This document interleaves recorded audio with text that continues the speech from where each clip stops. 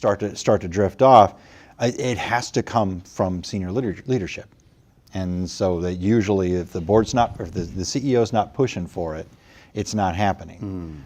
So you look at any of the organizations that are thriving, it's usually, you know what, they've got somebody that's really pushing hard, because it is so easy, particularly if you've got an organization that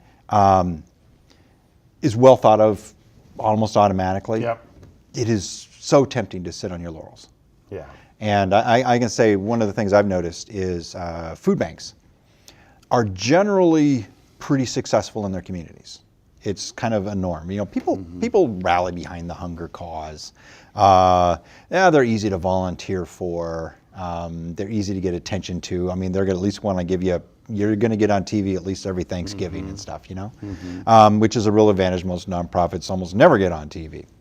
So a lot of food banks coast as a result. Yeah. Because you don't have to push, and their boards don't know the difference, because they see this organization in its own community and say, well, that looks pretty good. We must be doing a great job. Yeah. We must have good leadership. And in many cases, no, they don't. Yeah. But they have no idea. Yeah. When we look around town at high-performing nonprofits, and many leaders that I've had in this chair have talked about, it's all about the leadership, right? Everything that goes right, leadership. Everything that goes wrong, leadership. And we know that's that black and white. But leadership is important. But when we look around at the top performing organizations in town, nonprofit organizations specifically, we almost always know who that leader is, right? And it's usually, and maybe almost always, a strong leader. Yeah. The only thing I would say is, and you know, I love talking with you because you always want to disagree with me too. Well, I love that. The thing to be careful about is a similar phenomenon that I can't remember where I've seen studies on this, but there's been studied where people who are very successful generally misinterpret their success. And they think, they're more wonderful than they really are, is kind of like would be the shorthand way of saying that. But do you think you're a little bit more wonderful than you are? It's something that I keep telling myself is you're not as wonderful as you do not think you are. that, because you're not, because there's so many of these circumstances that have happened to go right. Yeah. For where you are, that you can easily attribute this as because my leadership is so great or whatever. Yeah. And especially like if you're the CEO of an organization, people are generally fairly reluctant to hold a mirror up to you. You know, it's why one of my favorite sayings. This one philosopher, Eric Fromm, once said that no one can reach their human potential outside of a loving relationship. And his point was, somebody has to actually love you to show you how full of it you are or who you really are. Because particularly if you're the CEO, no matter how much you try and drive fear out of your organization, people are generally going to be very afraid to tell you. Yeah. The community won't tell you. Like you've given you give the Rotary speech, right? Right. You could be the worst, and you're going to get 3 polite questions. They're all going to applaud, and 2 people are going to walk up to you and tell you how wonderful you did. Are, yeah. What a great job. You're a blessing to this community. Yeah. So it's like even more so, for us, is like the ability to be self-deceived is huge. Yeah. So no, I think all of us, even like the successful organizations, need to think about or be very careful before we say, "Wow, I must be a great leader." This idea though that the reason that an organization is good is because of its leadership, and the reason an organization might be something going wrong is because of leadership. I often use that though. If I often feel like if something's going wrong within my organization, it's easy for us to say, well, the reason it's going wrong is this and this. But I always come back to, as a leader, how do I change that? I mean, do you often find that you often have to be sort of very proactive in regards to things that are maybe not as right as they could be? I would say that it's something that naturally, yes. Yeah. Ever since I was young, that trait, if you're sitting in a group and you can see that we're not moving or whatever, there's a personality that says, well, I'm going to take ownership then. Right. Do that. But the more our organization has grown, the more I've had to beat that down. Yeah. Because again, it's one thing like my first food bank. This is a good there point were you're 7 making, yeah. staff. Yeah. And hell yes, if it was figuring something out or whatever, Yeah. I was doing it. Yeah. And the more that, like, as the organizations grew that I was with, the more that ended up getting in the way of other people doing that. And it was, as the Houston Food Bank transitioned significantly in size, it was one of those things that I really had to beat that out of me, because it holds it back. And eventually, yeah, we have the luxury or whatever. Man, we can hire pretty damn smart people at all levels now.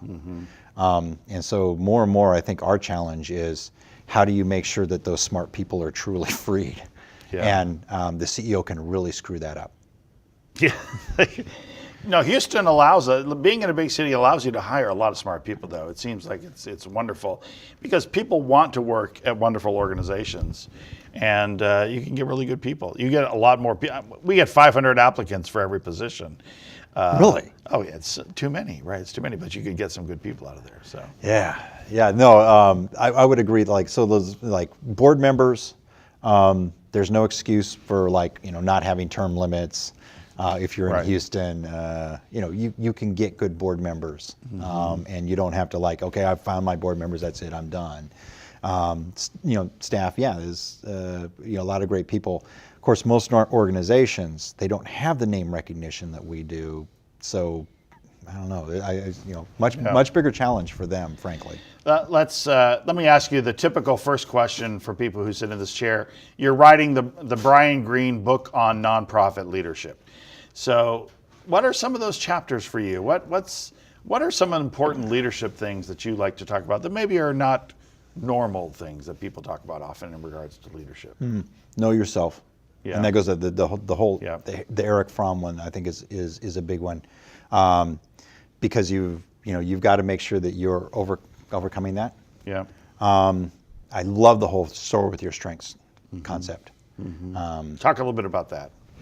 Well, the idea is, like, let's say that you are Jose Altuve. Yep. And A good baseball player, right? pretty In case good. you don't know who he is. Yeah. Second baseman, great hitter, really good fielder. And so, like, he could have when he was in the minors said, my pitching really isn't very good. I need to really get my pitching better. And, what a waste that would have been. Because, like, he would never be a great pitcher. I mean, the guy's 5'6". But instead, he developed into the best hitter in the major leagues, and a great fielder, and deserves to be the MVP. But he soared with his strengths. And this is actually the opposite of what we generally message. What's wrong with you? What are your weaknesses? You need to work on your weaknesses. And both as an individual, as a leader, if you know what your strengths are, you can probably help the organization more run with them. Yeah. Instead of thinking, oh, I've got to be these things that I'm not. What are the things that really makes you special? What do you add? And hire or get people around you who fill in those other gaps. Yeah. And I think there's also similar lessons for the organization. Another concept very related to that I am a huge fan of is called appreciative inquiry. And the concept of appreciative inquiry is that as we look for change, improvement, we typically focus on, well, what's wrong? And so you think about, like, your child brings home a report card, and the report card has 2 B's, an A, and a D, right? And so if you're a reasonably normal parent, what are you going to do? What's this deal What's about? the D? Yeah, you go for that, and your kid absorbs that they're not doing good enough. They feel bad. It's like, well, maybe if you focus more on the A's and the B's. You got an A. Yeah, the D will come along, but they'll really more do better. And we as organizations, we do that all the time. Yeah. We like, what are you not good at? What are you going to do to get better at that? And it beats you down. And the concept of appreciative inquiry is you try and get people into a more positive storytelling mode. And then you think about what are the possibilities that you can build based on what you're good at. So even if you're looking at a problem solving, instead of, how do we attack this problem? What's great about us that we can build upon that overcomes that, or that more gets us to where we are? And so it's a very similar lesson, I think, for individuals and for organizations. Yeah, very interesting. I want to go back to, how you became Brian Greene. So you grew up in California, right? Humboldt, California. And where did you first start seeing signs that maybe you were a leader? Or were you even a leader in high school?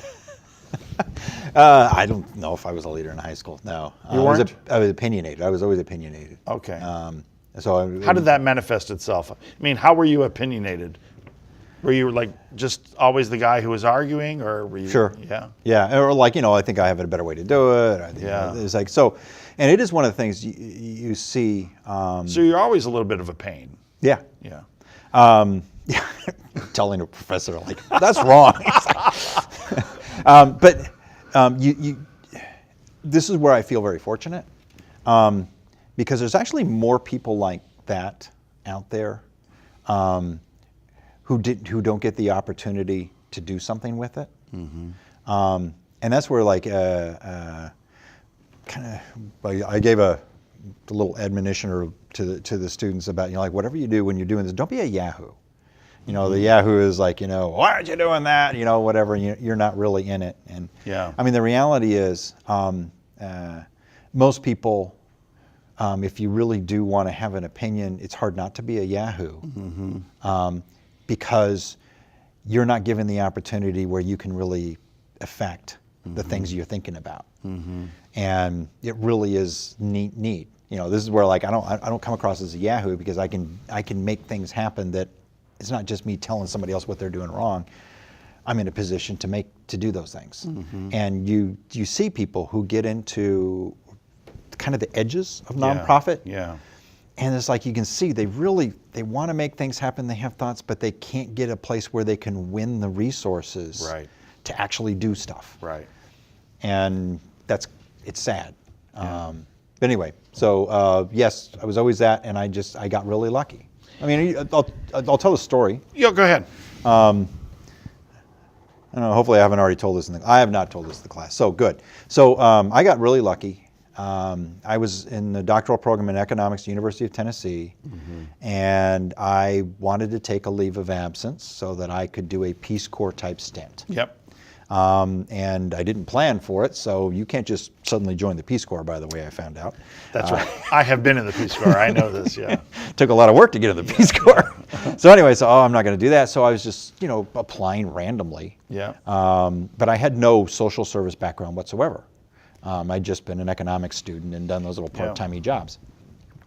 Turns out, getting a real social worker job that's not that easy either. Right. But I wanted to do hunger or homelessness, and I just wanted to do it for 1 or 2 years, and as a leave of absence. And I was hoping to get ideas for my dissertation, which I never finished, or never did the dissertation. But I wanted a dissertation, because hunger, homelessness, two phenomena don't make much sense in a rich country. So anyway, I finished my teaching load in the summer, and I didn't want to not be doing anything. So I said, well, I'll volunteer full time for somebody while I'm looking. And so I looked in the phone book for volunteering, because I don't know anything about this. I hadn't been a nonprofit person at all. It's before the internet, obviously. You're going to the phone book. Going to the phone book, Yellow Pages, and there's Volunteers of America. Okay, they must know about volunteering. So I called, and that was a shelter, actually. Anyway, so I just, okay, fine, they're perfect. I want to, they might know stuff. And so I went to go, just started volunteering there. The executive director, he really liked me because I was volunteering full time. Why wouldn't he? Also, I was pretty self-directed. I just tell me what you want done. I'll just do it. Do it. Yeah. And so he said, well, you should apply to be the executive director for the food bank here, which I was utterly unqualified for. Yeah. And I at least knew that much. But apparently many utterly unqualified people were also applying for it, right? Apparently. So anyway, so I did, and they hired me. Because I think that's one of the questions here. Well, how did a guy like you end up? Yeah. So anyway, and it went, it was in the early days of food banking when it was a lot easier. We we were new. You could grow. You could find new And so this was the resources. Knoxville food bank. Yeah. And you became the head of the Knoxville food bank. Yeah, and I just ended up loving it, and so I've just been doing it ever since. But in the process, I recognize I got really lucky. If you want to say, "Geez, Brian, can you give me advice on how to get into the career?" Well, you're not going to do it my way, Right. because I just got super lucky. But I was also smart enough to realize that, holy cats, after a few months of this, I knew that I didn't know what I was doing, and I was in the economics program is in the business school. And so I just flipped over and I was taking MBA courses so I could actually learn management. And how long did you stay in Knoxville before you moved to New Orleans? 5 years. So 5 years as the head of that food bank. You moved to New Orleans to be the head of the New Orleans food bank. It was Yes. a bigger job, Yeah. better city. How long were you there? 12 years in 12 years. in New Orleans. And then what prompted you to move from New Orleans then to Houston? Governance. The food bank was under the Catholic Church there, but it was under an arm of the Catholic Church that allowed it to be very independent. So I had a board of directors, reported to the board of directors, and that pretty much was the way it worked. That merged with the Catholic Charities. And frankly, the other Catholic charities didn't much like looking at our independence. Right. It's kind of like the whole crab bucket effect, And it's like I didn't like that. It's like I like running a food bank. I don't want to Right, deal just with be a everything program. else. So I looked for somewhere else to go. I didn't want to come to Houston. I resented Houston. How so? Well, if you're in the anti-poverty business, Yeah. and you're New Orleans and you're watching the jobs flow from New Orleans to Houston, it makes you mad. Yeah. And I had built up a real resentment. And then I came here and I could see why. You were one of those jobs that went from No, the job wasn't Yeah, the outsourced. job I just stayed left. there, but you moved. Yeah. So so as an undergraduate, where did you go to school as an undergrad, by the way? Humboldt State. Humboldt State, and were you an economics major there as well? yeah. And then you went to the University of Tennessee from there. Yeah, I mean, I did. I had no idea what I was going to do going into school. Yeah. And you just started, taking required courses and. Yeah. So in those 3 leadership jobs, Knoxville, New Orleans, and Houston, obviously you were growing as a leader. I mean, how much better as a leader are you with all that experience? I would guess a lot better. I'm a lot more tolerable as a person. I can tell you that. Were you a bad boss in Tennessee and then New Orleans? Probably, yeah. Yeah. Yeah. I mean, because that was that expression, full of piss and vinegar. Yeah. So the full of piss and vinegar part made it probably hard to live with me. Would you do it differently, having to do it all over again, knowing that you were sort of pushing really hard? If I had this brain, Yeah. and back, oh yeah, of course. Yeah, I mean, yeah, I treat people better. Yeah. I mean, yeah, nobody wants to, well, I guess some people want to be a jerk, but you don't even, I didn't even realize I was doing it. I remember my agency services director in New Orleans, one day she said to me, "So what are you really trying to accomplish?" When I can't remember what I was doing, but I was being gruff and pushing too hard, and it was one of those little moments where you realize, okay, somebody just put a mirror, and you just saw yourself, and then you, holy cats, look what I'm doing here. Yeah. And okay, how do you modify that? And of course, behaviors are so hard to change. I still don't think that I would be, most pleasant boss or whatever. I think I'm real pleasant, but I'm not as pleasant as some of the people that I've worked with as board members. Yeah. Where I said, wow, I want to be more like that person, and I sort of work towards that. Yeah. But I wouldn't say that I'm there.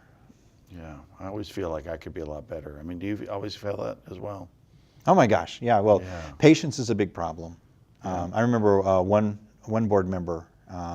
This was back when I was in Knoxville, and he was a zone manager for Kroger, and those people are harried. I mean, harried as can be. Yeah. But every time I sat down with him, he was like, he had all the time in the world right now. Now, the moment you were done, I mean, he was flying. But whoever you were in front of, it's things like that, and that's I think it's benefits in our world. Most people, as they're learning, what's effective, what's not effective. There's what you can read in books, and then there's the experiences you have. And in the nonprofit world, we actually have the ability or the opportunity to pick up from so many people who have, who are really successful in all these different areas, because they'll give us time that they wouldn't give other people. So the opportunity to actually learn lots and lots of lessons like that is a real benefit. I sort of asked you this earlier, and I don't know, maybe you don't want to answer it, but are there leaders in Houston that you think are particularly good? Are there organizations that are particularly well-run, nonprofits, that you would look and say, these are good examples? If a student wants to see an example of a well-run nonprofit and a good nonprofit leader, you would look here? One that's really impressed me lately is the YMCA. Have you taken a look at them? Yeah. What's the guy's name who's over there? He's very fairly nice. new, yeah. Yeah. And management smart as hell. Yeah. But damn, they have really gotten into measurement and evaluation work. They seem very sophisticated in their, they have been for years in their training, because their overall structure supports it well. I need to bring him into the class, because he's a good guy. So that's one, you and I kind of we know the same people, and right. the Mariel Allers and stuff. We got it. But there's one that I don't think that you've tapped into. Yeah. I talk to him every once in a while, and I'm forgetting his name right now. But I can look it up real quick. But he's a good guy. And last time I had you here, you talked about sort of that nonprofit that you think is not as good as everyone thinks they are. Do you remember talking about that? Wasn't yours? You talk, and maybe. We oh don't my want gosh! To Yeah, that's a. a very large nonprofit. Maybe you don't want to talk about, but you talked about the rodeo a little bit last time you were here. Really? Yeah, livestock show and rodeo. Well, no, just that we beat them in a number of volunteers. Yeah. No, I'm not bashing the rodeo, but that was the value of a BHAG. A BHAG. A big, hairy, audacious goal. I love BHAGs. We do them a lot, and I love attracting sort of people who are driven by BHAGs. Yeah. So it was like 8-9 years ago. We set as a goal to have more volunteers than the rodeo, and we had about 7,000 volunteers a year compared to their 20,000. And any other city but Houston, that would be, what the hell are you talking about? But in Houston, most people get it. The rodeo's huge. So it involved. It's not a recruitment question. It's a volunteer experience question for us. And we were going to make this Houston Food Bank a destination for volunteers, something that people would talk about, and you'd want to do it going to the zoo or whatever you think is cool. It's something that people put sort of on their bucket list in a sense, right? Right. Yeah. And that's actually, I'm still resentful every time I see one of those articles about the Houston bucket list. I keep looking for volunteering at the food bank. I haven't seen it yet. But anyway. But now the word's going to get out because everyone watches. Everybody watches the show. Yeah, your ratings. YouTube. I was noticing that on Arbitron. Your ratings are off the charts. Way up. Yeah. But that one, we now have 70,000 annual unduplicated compared to their 30,000. So you've far surpassed them. Yeah, we've far surpassed them. Wow, that's amazing. It's a different volunteer situation, but but it's sort of amazing, though, isn't it? But it is. It's but it's also what did I do that made that happen? You empowered your Vision. staff. Yeah, right? it's it truly is amazing. I'm not bragging about the food bank. I'm bragging about what people can do. So what they do in order to make it so that you just get these many people and have a good experience is there can be, on a given day, there might be 100, there might be 900 people, whatever it is. And it's they're flowing through the door, and you've got to process them, get them organized, trained, work teams where their flow of materials comes in and they coordinate together. And you got 4 hours, and then they're gone. And they just do it over and over and trying to create this great experience. It's it is the most bizarre thing, because the people going through that, they have no idea how hard that is to do. You just think about okay, what would if you had a big factory and you've got to make this thing run, and every day it's the first day on the job for the people in the factory, and you actually make it run and you have them have a good time. And so that would not happen because I said, well, now you do this, now you do this, now you do this. It just would never work. Yeah, yeah. Wow. When you think about the changes that you've seen at the food bank, because of the staff and your leadership, obviously the volunteers, you've merged with another major organization, you're the largest food bank. This food bank is substantially different than when you took over. Yeah. I like change. It's another thing that we actually have in our orientation. If you want stability, you came to the wrong place. You get a bunch of people that they want to make things happen. And again, that's why I think like my role has changed so much. Before it was I drove change. Now you're just like, you know what? Don't say no. And that's another. You and I have talked about this whole idea that you talk about a culture of yes. Yeah. That you have at the food bank. Talk a little bit about that, and then I'll go to the Twitter questions here in a second. But what does that mean? What does that mean? A culture of yes. So we operationalize it with a philosophy that if you said yes when the better answer was no, not just the legal answer or whatever, right. but just the better answer was no, we'll stand by your yes. And we'll talk about changes, but yeah, we'll back you up. If you said no, when you could have said yes reasonably, we don't mind overruling you. And since most people hate to be overruled, right? You kind of flip the way people think, because it's something that I noticed years ago. Yeah. That I would say yes when somebody who reports somewhere down in the organization says no. Right. And it drove me nuts. It's like, damn it. Why do you got to go to the CEO to get the yes when this first person could have said it? And it's like, it's fear, because like it is fear, yeah. Yeah. If you approach somebody with an idea and they're the boss evaluates the question on whether or not they agree that's a good idea. If you approach a subordinate, the subordinate evaluates the question based on whether or not they think their boss will think it's a good idea. And that's what you want to break. You want them evaluating based on, okay, they know enough to make a decision on, do you think it's a good idea? Not just, okay, do you think your boss is a boss? Because you're worried about getting overruled. Wow. And that's what we try and push. Are you going to is this your last job, do you think, at the food bank? Is this the job that you love? Is this the end all for you? I hope so. So I actually made my wife a deal when we moved here.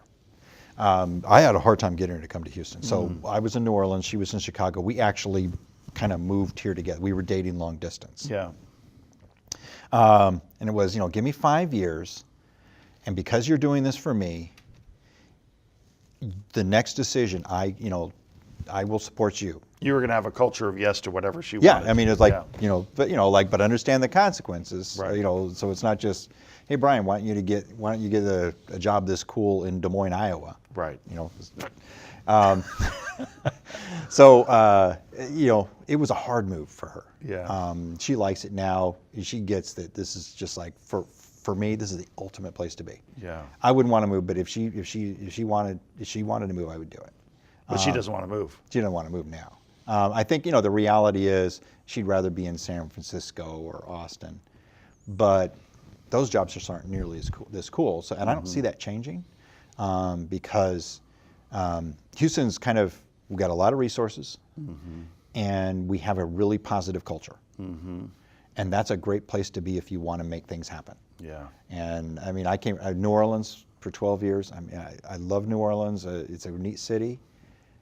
Damn, it is so hard to get anything done there. And it's. I like the idea though that, and we see this in in education and the nonprofit world, that Houston is sort of this land of opportunity. There's lots of possibilities here. There is more of this culture of yes, let's see if we can do this in Houston as a whole. I think. Yeah. In some ways, it's and a lot of nice because it's a city of transplants, right? So there's none of this. The old boy, like in New Orleans, when they would ask you, what city you're from, or no, where'd you go to school? They meant what high school, so they knew who you were. Yeah. And we just don't have that here. No, we don't. Where are you from? All right, let's go to the Twitterverse, and we have people. Since last time I had 43 new results, so I'm going to start at the top with the most recent questions. Do what I do when I just blow them off. You love the question. No, I never do that. See, I'm really sensitive to my students. So Suck up. So Aubrey McKenzie wants to know, if the board and the CEO don't act on issues, where does the organization go from there? Sort of an interesting question. So the board and the CEO, so ultimately, the final responsibility is the board's. So if they're not solving problems and the organization is just languishing, then it's their fault. What the heck do you do about it if you're a staff member and the board and this get out? Yeah. Trying to like overcome that. No. That's an important thing, right? Because sometimes you'll hear staff talk about, well, if the board would just get it, but if the organization's going to go with what the board and the CEO want. Yeah, and so that's I don't. The reality, there was 20,000 nonprofits in Houston. You don't have to be at that one, and though you hate to see an organization underperform, but if you have a board and a CEO, both just unwilling to do that, you as a staff member, I think you're just buying into heartache. Or conversely, if you're a staff member who doesn't like change and you have maybe at your organization or at mine a CEO and a board that are all about change all the time, it's not a good fit. Yeah. Right. Okay. Emily Schreiber wants to know, how do you distinguish between healthy change and transformation and change for the sake of? I don't know if I've really run across change for the sake of. Usually when I hear people say change for the sake of, it's like they don't want any change. So they're sort of creating this sort of change for the sake of change. So you'd have to come up with an example. Like I don't think we make mistakes. For instance, we may have made a mistake in taking on a project, but it's not because we just want to make change. We thought this would be a good decision, and it may not be. Christopher Gilbert, how has Disney influenced the way you work with volunteers? How did you know that, Christopher? So yes. See, nice, huh? We actually, when we were trying to beat the rodeo, and one of the things that we did is, and this was actually after I went to had therapy, and I talking to the on my leg, and I talking to the therapist. You visit with a therapist quite often, though, don't you? I know. Yeah. So. He just went to Disney, and I said, "Well, how'd you like it?" And he said, "Well, you know what? I was so impressed. They're really good at processing people." I was thinking, "Yeah, that's exactly what we're trying to do." Yeah. And here, I just suddenly, I was thinking about customer service, and I think about, yeah, that's the framing. And so we set as kind of we started off, I just made it as a notion, look, we want to be a better experience in Disney World. That's what we're going to shoot for. And so their Disney offers like lots of this training. They love selling you those packages. And so So you bought a Disney training package? Oh yeah. And so the volunteer services department basically transformed itself based on the Disney principles. And then we actually set a beat the mouse metric. Where it would be our survey question: if you could spend, or given your experience, if you had half a day at Disney World versus here, which would you do? And that became the way we wanted staff to think about. So is it indeed fun to volunteer at the Houston Food Bank? I'm sorry? Is it indeed fun to volunteer? Oh, we think so. Yeah. I mean, we do the. You tell us what genre of music you want. The team members working there, they're always like, pumping up the crowd and, just doing things to make the production process fun. And for most people, they're getting to do something they wouldn't normally do. Right. So that's nice too. Yeah. Getting out of the office and do. You actually charge organizations to come in for one of those no. If you don't charge anyone? No, it's a different. So it's one of the advantages we have over Habitat, where Habitat's biggest problem is getting the money. Yeah. Enough people swinging hammers. Right. They don't have enough jobs for the hammer swingers. So they play with the charge model in different cities. For us, I don't need to do this. The way we look at it is we want to bring people in, we want to wow them, and then we want to convert them into donors. And so don't go for the $50. Go for the $5,000. Right. Later. And that works. Yeah. Janice Pender, transparency is healthy. Are you transparent with your employees and board? How do you encourage them to be transparent? I love that one. So it's one of the 4 values that we push for. And we push for that one because the reality of transparency is people are not nearly as transparent as they think they are. Mm-hmm. It goes back to the mirror thing. It's like, I know what's in my head. You don't know what's in my head. Right. And so, the thing that we push for is, are you communicating when it's uncomfortable? Because if it's not uncomfortable, you're not actually being transparent. So, yeah, I think I push for that pretty hard, and I think as an organization we recognize, we reward that behavior. We put it as part of the evaluation. How much are you doing that? And so, of the 4 values, passion, that's the easy one, frankly. Accountability, that's the one that people don't generally understand, but that one we're pretty good at. Courage is the third one. I'd say that probably that one where we struggle with is the most. Getting people to overcome their fears is really hard. And then transparency would be our next challenge one. So those 2 are much harder. Courage and transparency are much harder than people think. Yeah.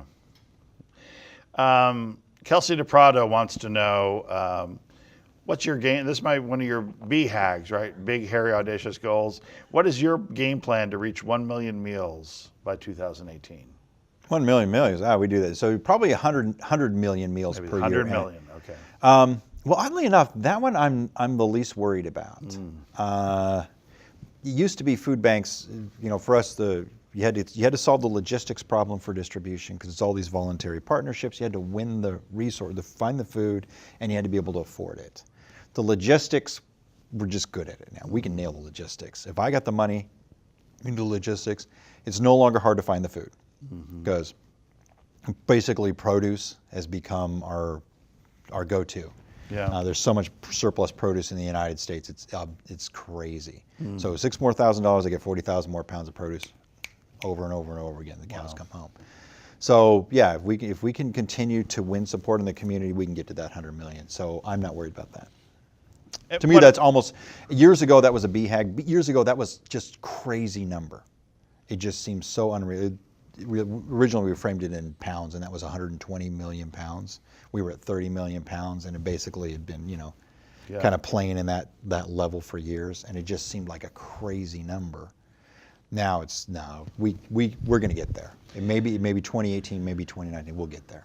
Kelsey DePrado brings up another interesting point. She wants to know about the highs and lows in the merger with the End Hunger Network. And I remember when you were going through this merger, and when you think about nonprofits in town, there are a lot of nonprofits that you and I would look at and say they probably should merge, or they should, there'd be economies of scale. But it almost never happens because boards get very territorial and executive directors are territorial. People don't want to merge, right? And nobody gets to drive away with a truckload of money. Right. There's no personal payoff. And I can't tell you how many times as an organization around the state we've approached other groups very favorably to try to merge, to try to work together. And in every occasion, people are like, no, not as interested. So how did you make it work? And I know the chair of your board at the time was our buddy, Matt Winter. And I know he was instrumental. He was a big part of that. But how did you get that to work? I could claim very little credit, and even Matt could claim very little credit. So the deal was both organizations had for years said, duh, this is stupid.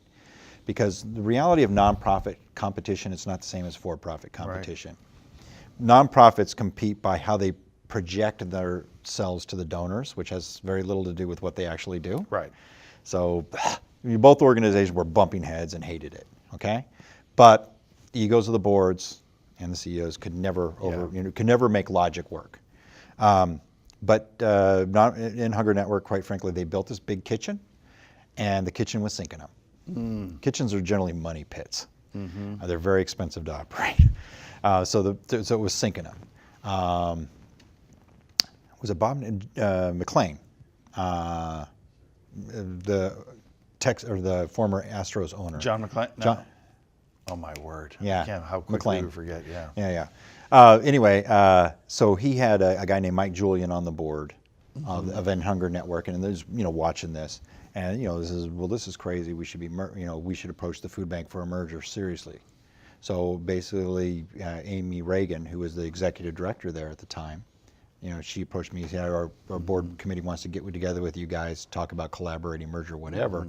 And we get there, and basically Mike Julian, bless him, he said, look, not only, let's face it, we're not talking about a merger here, we're talking a takeover.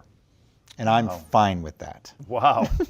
Because it was the whole sense of not just the organization should get together, but why do we need to mess with all these ego trips about, what's the name going to be and how you do this? And it was the smoothest merger you've ever seen.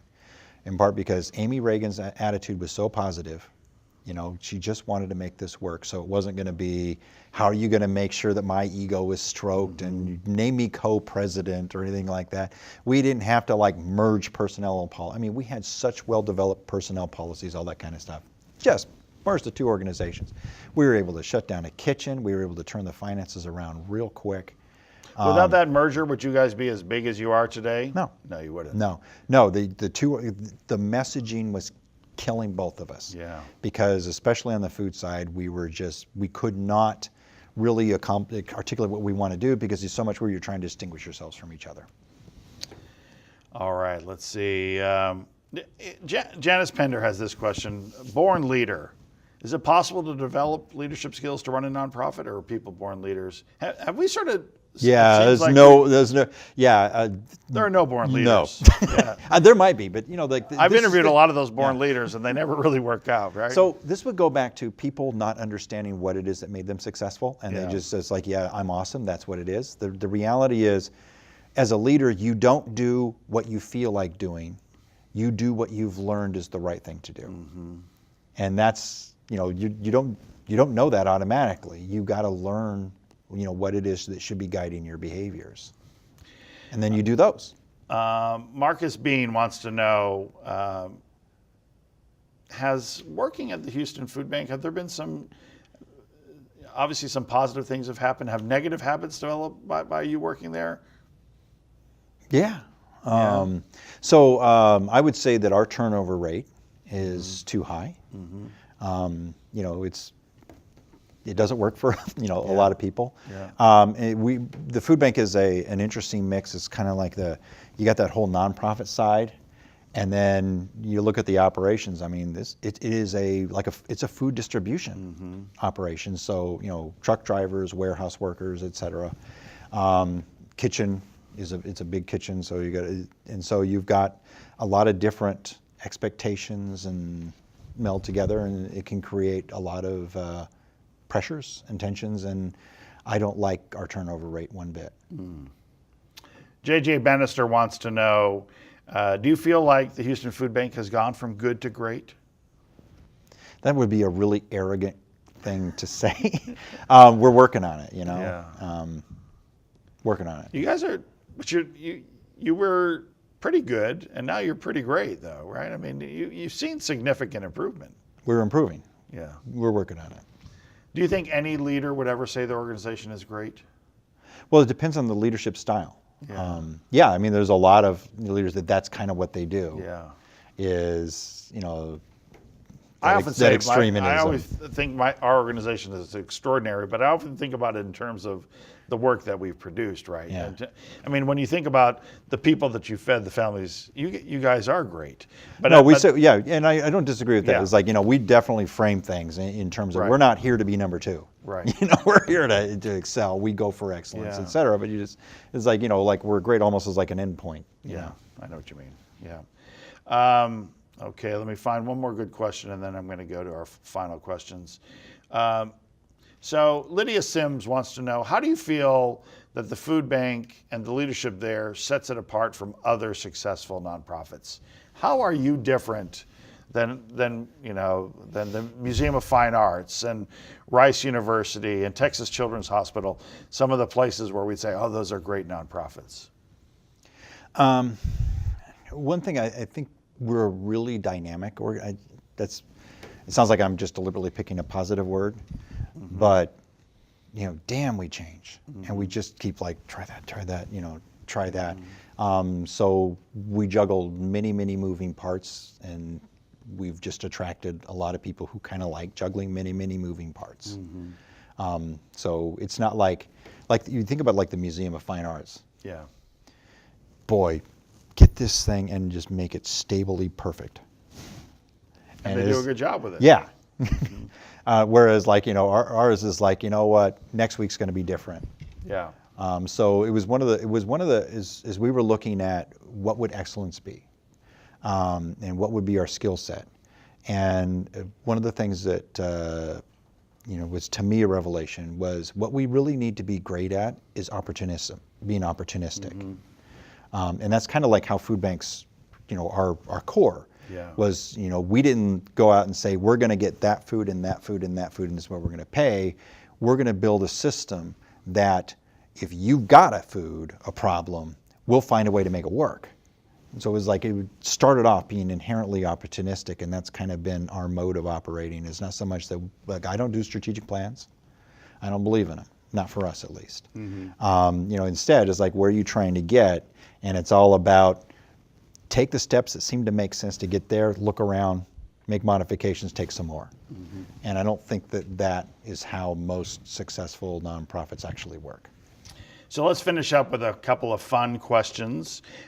First one, you may need to think a little bit. Let's say that you had to leave the food bank. And are there 3 other areas where you would love to be, based upon some of your interests, that you think, well, I would love to be a leader, a nonprofit leader? So for me, I would love to run a university. I would love to maybe run a zoo. I would love to run a contemporary art museum. Zoo. Yeah, I love the idea of a zoo. I think it'd be sort of fun. Right. So are there 3 that you could name that could be interesting? One. What would that be? The only thing And why is your mind not broad enough to incorporate I know. 3? Well, first off, I've only done this. Well, I've never run a zoo. I might hate it. But I look at my job, and I don't want anybody else's nonprofit job instead. Yeah. I just don't. I just I like, get man, that. I think my job But is if you better. had to do another one, what would it be? It's what we're doing here. It's like this is like Teaching. No, not just teaching generically, although it is like there's so much more potential in helping nonprofits be great than we are realizing, because we as a society have not absorbed the differences, what the things to do. And so the vast majority of nonprofit boards, even nonprofit administrators, they don't actually know. Their intentions are good, they don't have great directions. And I like doing this as a little bit, if I could have a lot more impact on this, I would think that was really cool. How did you get into teaching here? How did that work? You asked me. Oh, that's...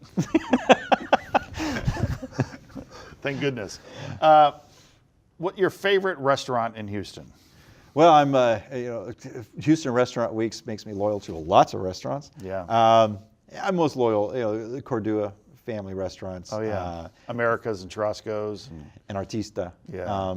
Basically, every time we have like a board lunch or something like that, it's generally going to one of those. I like eating. I'm not very sophisticated about it though. No, So I'll eat everything and and enjoy it. I will tell a story on you though. I mean, I have these wonderful dinner parties at my house, and last time you came, you brought a backpack full of beer because you knew I wasn't going to have beer. I had beer in the fridge, but you wanted your own beer. You're so sophisticated. None of these fine wines, Bob. I'm going with the beer. Yep. So that's what I've got in the cup. No, it isn't. Work-life balance. So many times when I talk to leaders, that they sort of laugh at that question, that there is no work-life balance. Do you feel like you have a work-life balance? Yeah. Talk about that. I have a 9-year-old. He just turned 9 2 days ago, and a 7-year-old. And when Andrea had Gavin, and I was still being out, and her definition of, she made it very clear that my definition of work-life balance was unacceptable. And I adjusted. So that part is fine. I've always been much more interested in the operation side.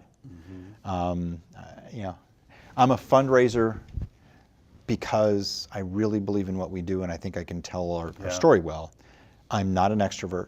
I don't like going to the functions and stuff at all. So the reality is I was particularly getting more like I need to not be sticking my finger in the operation Yeah. so much. We're not a socialite organization so Right, much. you're not. So, no, I don't have a lot of evening functions. I'll work, 2 or 3 nights over 7 days, a little bit Saturday, and that's it. So, no, I think Are you thinking about work all the time? yes. Yeah. But I'm there, There's and your I'm not balance, like yeah. I'm not ignoring my children or something like that, So no, I don't think. And also, first off, I hate the whole nonprofit martyrdom stuff. Oh, yeah. Do this because it really works for you. Absolutely, yeah. As it works for you. We don't need martyrs. And then, I don't want our people. I know some people may think it feels like it's like, no, I don't want them having a bad life. We're in the business of bettering lives. That should include the people who work there. So I don't want them to have an unbalanced life either. Yeah. And it goes back to, I think I'm lucky. Our organization is in a position where we can do that just fine. So you work at a food bank. If you had to prepare yourself an ideal breakfast, what would it look like? An ideal breakfast? Well, Ideal breakfast, yeah, that's a good sorry, word. when I do it, I do with my kids. I'll do the eggs and the little waffles and Eggs fruit. and waffles? And fruit and milk. Fruit. yeah, that's Excellent. it. But your kids are there. See, that's an ideal breakfast, right? Yeah, And the kids there. Not fighting or crying or anything. yeah. Our kids don't fight or cry that much. We're kind of like You really have they're perfect close. They're children. close enough in age that they're friends. Yeah. So Very nice. yeah, real nice. Brian, thank you so much for the work you do. Thanks for being here in class. And your class is a great one as well. But I don't know. You've never taken it. How do you know? I That's just- one of the things in nonprofits is like, we think that somebody's a good organization or a good person when we don't necessarily know how they really are. Well, we just You see should from take my outside. class. I should take it, but I won't. But I I should. come take yours. There's You a don't lot of take mine. shoulds in my life. Yeah. So, but, yeah. Thank you. Hey, thank you guys very much. And we'll see you next time here in the Nonprofit Leadership Studio. And by the way, if you're interested in coming in and sitting in the studio audience, it's an ever-growing number, so feel free as a member of the class to come in and sit in here during the day, during Wednesdays from 5:30 to 6:30. Talk to you next time and work hard.